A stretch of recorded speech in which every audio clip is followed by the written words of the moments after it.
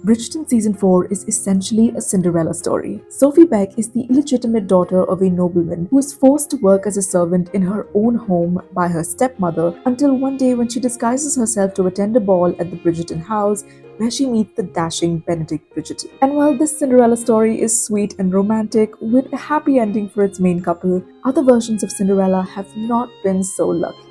A lot of us have heard about the Grimm brothers' Cinderella or Aschenputtel, which alongside Charles Perrault's Cendrillon, many consider to be the original source material for modern-day Cinderella adaptations. But even this version of the story is quite dark, with graphic scenes such as the ones where the stepsisters are trying on the glass slipper and advised by their own mother, one of them decides to cut off her toes and the other one decides to chop off a part of her heel in order to fit into the shoe.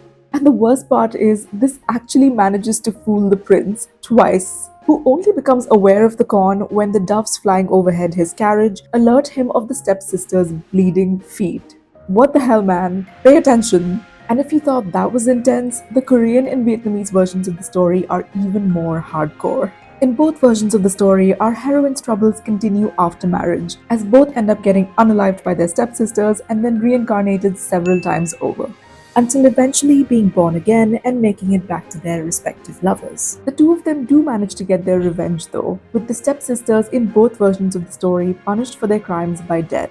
Their bodies turned into some kind of fermented sauce, which is then gifted to the stepmothers, who happily eat the sauce with every single meal until they realize what it's actually made out of, at which point both stepmothers die of shock as a result. Yikes. If you want more stories about pop culture, movies, fashion, and TV, make sure to subscribe.